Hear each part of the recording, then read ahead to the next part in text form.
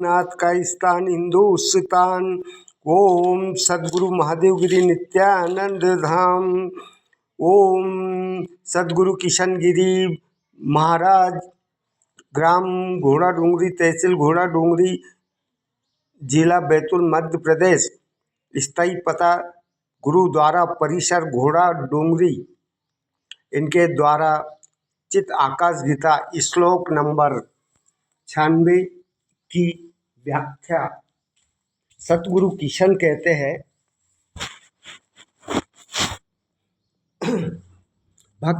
सतगुरु किशन कहते हैं, भगवान नित्यानंद का स्वभाव एवं बच्चों के प्रति उनका प्रेम। सतगुरु किशन द्वारा चर्चा करते हैं। जय भगवान नित्यानंद, ओम गुरु नमः। आज हम भगवान नित्यानंद के लोगों पर कैसा प्रभाव था यह जानेंगे और बच्चों से कैसा प्रेम था। चलिए आज हम भगवान नित्यानंद की चर्चा करते हैं। सतगुरु किशन गिरी महाराज द्वारा भगवान नित्यानंद जी बच्चों से बहुत अधिक प्यार करते थे। श्री गुरुदेव परमात्मा के साथ एक रूप थे। उनके सान्निध्य में ईश्वर के साक्षात अनुभूति होती थी। जो भी उनके दर्शन कर लेता उसे लगता है कि वह उन्हीं का है। उस अनुभव के बाद छोड़ना सचमुच संभव नहीं था, क्योंकि गुरुदेव अंतर आत्मा के रूप में हर एक में विद्यमान थे। उनके दर्शन से सारे संसार की सारी चिंताएं दूर हो जाती थी। गणेशपुरी के पावन भूमि में आने से, श्री गुरुदेव में भक्त भाव रखने से और उनके महानता में विश्वास रखने से व्यक्ति अपने सोच के परे जाकर अपने चित्त स्थायी सुख प्राप्त कर लेता था। अगर आप अपने गुरु में विश्वास नहीं रखेंगे तो फिर कुछ भी संभव नहीं है। सतगुरु किशन गिरी महाराज एक छोटी सी कथा सुनाने जा रहे हैं। श्री कृष्ण जो भोजन कर रहे थे, उन्हें एक निवाला मुंह में ले ही रहे थे, तब उनको एक संकेत आया उनके भक्त का, और वो भोजन की थाली से उठकर नंगे पांव ही दरवाजे तक चले गए। वह संकेत उनके भक्त का था। उनको उस समय रुक्मणी जी खाना खिला रही थी, परोस रही थी। तब उनके भक्त की पुकार सुनी तो वह उनके ऊपर कोई पत्थर बरसा रहा था। कृष्ण जी भक्त के करीब पहुँचे तो देखा भक्त ने स्वयं ही उस दुश्मन पे पत्थर उठा लिया। तो कृष्ण जी सीधे वापस हो गए और खाना खाने बैठ गए। तब रुक्मणी जी ने पूछा, हे प्रभु, आप भोजन करते करते कहाँ चले गए थे? उन्होंने उनको बात सुनाई, जिससे आप पता चलता है अपने भक्तों के प्रति हमेशा तैयार हो गए। उन्होंने उनको बात सुनाई कि मेरे भक्त की पुकार आई और मेरे भक्त पे कोई पत्थर बरसा रहा था, इसलिए मैं दौड़ के गया और तब तक उनने मेरे सिखावनी के अनुसार कार्य कर लिया और मैं वापस होकर भोजन की थाली पे बैठ गया। जिसे भी आप मानते हैं उन भगवान या गुरु पर छोड़ दो, सब कुछ छोड़ दो।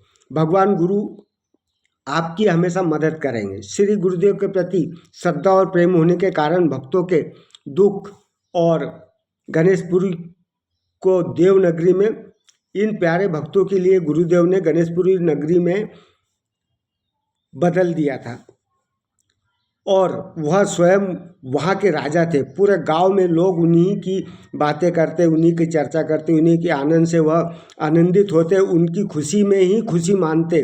वे बीमार हो जाते तो भक्तगण चिंतित हो जाते।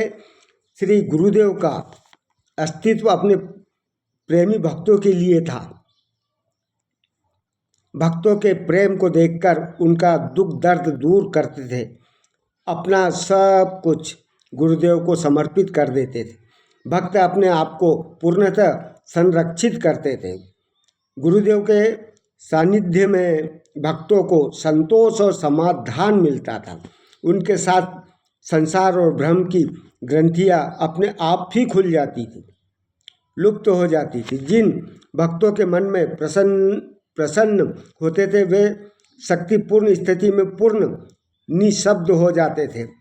कभी कभी बिना पूछे ही अपने प्रश्नों का उत्तर अत्यंत गूढ़ नीति से गुरुदेव की सांकेतिक भाषा या रहस्यमय शब्दों से मिल जाती।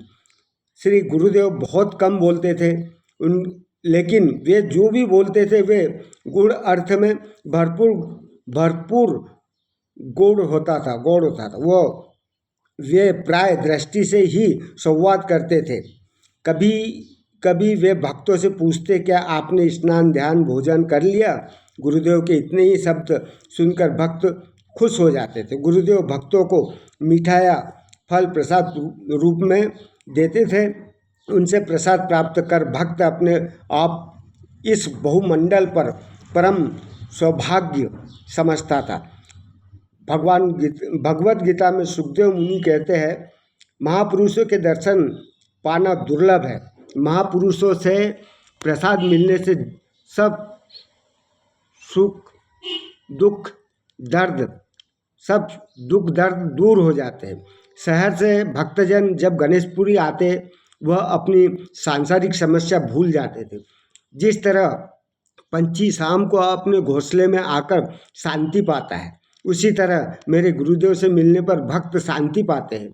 कुछ भक्त हमेशा के लिए उनके सहारे में बस गए। श्री गुरुदेव कैलाश निवास में रहते थे, लेकिन उनकी उपस्थिति पूरे क्षेत्र में विद्यमान थी। वह कहते थे, शांति रखो, हर एक स्थान में मैं हूँ। श्री गुरुदेव के पास भक्तों के अनुभव में अगर सभी अनुभव संग्रहित किया जाए तो बहुत बड़ा ग्रंथ बन जाता है। फिर श्री गुरुदेव कैलाश निवास की ओर दीवारों के अंदर एक पत्थर के चबूतरे पर कंबल डालकर बहुत सादगी से बैठते थे। वे अपने आसपास दूर के भक्तों का ख्याल रखते थे।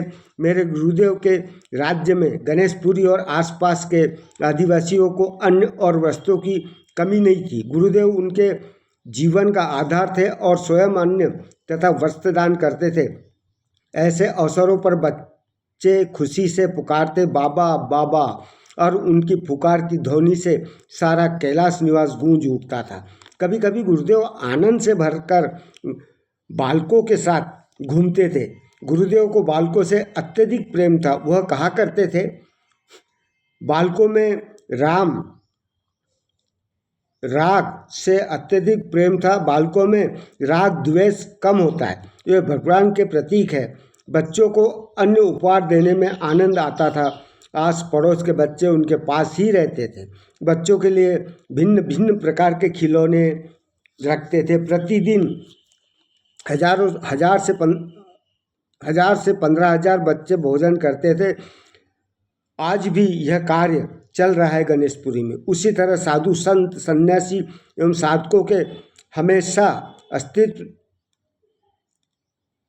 अतिथि समझकर अनुदान दिया जाता था। श्री गुरुदेव का आदेश या अन्य को पूर्ण ब्रह्म समझो। श्री गुरुदेव के दर्शन हेतु लोग आया करते थे। उनके द्वारा लाए उपहार उनके प्रति भावनाओं को व्यक्त करते थे। शास्त्रों के अनुसार 4 प्रकार के आत्माओं से मिलने के लिए कभी खाली हाथ नहीं जाना चाहिए। देवता, गुरुजन, राजा और बालक अतः लोग अर्पण हुई वस्तु भेंट लेकर आते थे। वे फल, बिस्कुट एवं पिपरमेंट के डिब्बे लाते थे। शहर में रहने वाले लोग वस्त्र लाते थे और बालकों के लिए टॉफियाँ लेकर और कमीज लेकर तथा पुस्तक भी लेकर आते थे। छाते और कंबल भी लाते थे। उपहार का इतना बड़ा ढेर लग जाता था मानो गुरुदेव के आसपास एक छोटा सा बाजार लगा हो। श्री गुरुदेव के लिए इन वस्तुओं का कोई प्रयोजन मतलब नहीं था। वह अपनी लंगोटी से वह पूर्णतः संतुष्ट थे, परंतु मनुष्य मात्र में समबुद्धि होने से और सबसे प्रेम होने के कारण वह हर व्यक्ति का प्रेम से स्वागत करते उनकी भेंट स्वीकार करते थे। समय समय पर वे इन उपहारों को गरीब लोगों तथा बच्चों में बांट देते। जो भी श्री गुरुदेव के दर्शन के लिए आता था वह प्रेम पूर्वक नमस्कार करता था और बैठ जाता था। कुछ लोग इस विधि को गलत और निंदनीय समझते थे। अपने मन की दरिद्रता और अज्ञान अभिव्यक्त करते थे। गुरुदेव आदर से पुलकित होकर बालकों के साथ घूमते थे। वे कहा करते थे, बालकों में राग द्वेष बहुत कम होता है, वह भगवान के प्रतीक है, इसलिए वह बालकों को अन्न उपहार देने में हमेशा आनंदित रहते थे। श्री गुरुदेव कहा करते थे, सब ब्रह्म।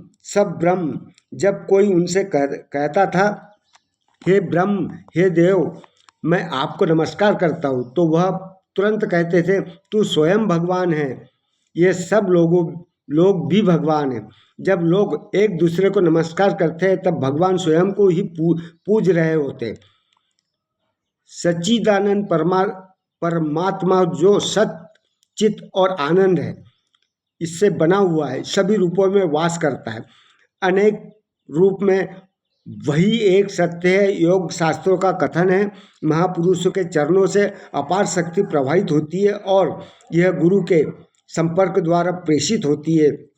इस शक्ति का स्पर्श अत्यंत कल्याणकारी होता है और जिसे भी यह शक्ति स्पर्श प्राप्त होती है उसका भाग्य उदय हो जाता है। श्री गुरुदेव को कम बोलना बहुत प्रिय था। अधिक से अधिक समय मौन रहते थे। जब किसी को वेदांत की साक्षात अनुभूति हो तब वह शांत और निर्विचार हो जाता है।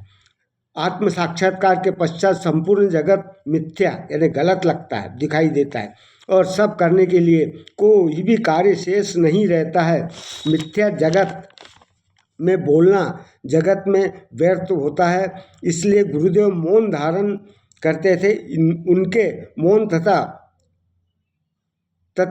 तत्सत का प्रभाव इतना था कि जो भी उनके सामने बैठता वह भी शांत और स्तब्ध हो जाता।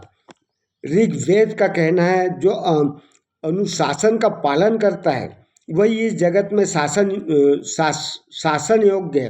कहते हैं कि भगवान बुद्ध के निकट जो भी जाता वह अहिंसावादी बन जाता था, उनके सामने शांति से बैठते थे। उसी प्रकार गुरुदेव परमात्मा में लीन थे। जय महादेव गिरि नित्यानंद भगवान की जय। हर हर महादेव की जय।